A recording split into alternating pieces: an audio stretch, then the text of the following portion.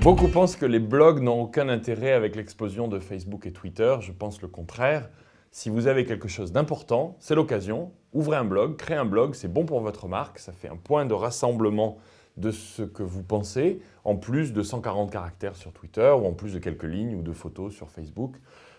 Et donc, vous pouvez utiliser les services les plus connus comme WordPress ou Overblog en France, Tumblr, Posterous.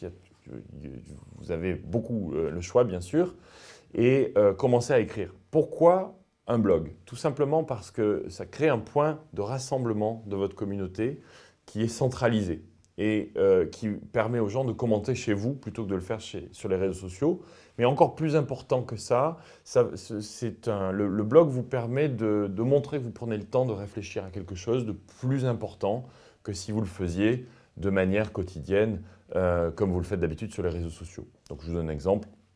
Quand je lis un livre, je vais essayer, en général je le fais quand il me plaît, de faire une note sur ce livre, ce que j'en ai appris. Ça peut être 10 lignes, hein, ça peut être un peu plus long, mais c'est plus en tout cas qu'une mise à jour sur Facebook. C'est une bonne manière à nouveau, hein, souvenez-vous, de partager avec vos amis, avec votre communauté. Et bien sûr, ça peut être sur le sujet de votre entreprise ou sur le sujet autour des sujets de vos produits, ou tout simplement sur quelque chose qui vous a plu.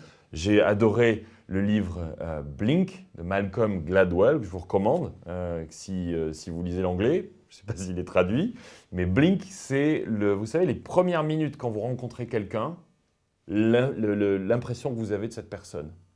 Elle est en général négative ou positive. Dès que vous rencontrez quelqu'un, vous dites oh là là, ou alors waouh, cette personne m'impressionne et vous le trouvez sympa ou pas. Vous voyez, ces 30 premières secondes. Eh bien, ces 30 premières secondes, tout le livre parle de ça et le fait que vous devriez leur faire confiance. Et c'est vrai que ce livre a été une révélation pour moi, où en général, faites confiance à vos premières 30 secondes avec quelqu'un. Si vous avez une impression positive ou négative, en général, ça va continuer par la suite. J'ai adoré ce livre, j'ai écrit une note sur mon blog et ensuite je l'ai partagé automatiquement avec Sismic ou Ping FM ou manuellement sur Facebook et sur Twitter. Donc vous créez une sorte de boucle entre guillemets, c'est-à-dire vous prenez le temps de réfléchir, vous l'écrivez sur votre blog, vous la mettez ensuite sur Twitter, sur votre page Facebook et sur LinkedIn et les autres que vous utilisez. Votre communauté va voir la note, commenter sur votre blog et vous créez une spirale positive dans laquelle les gens vont s'apercevoir que vous réfléchissez de temps en temps un peu plus qu'en 2 phrases. Mais vous n'êtes pas obligé de le faire, bien sûr, tous les jours. C'est un peu plus compliqué à maintenir un blog.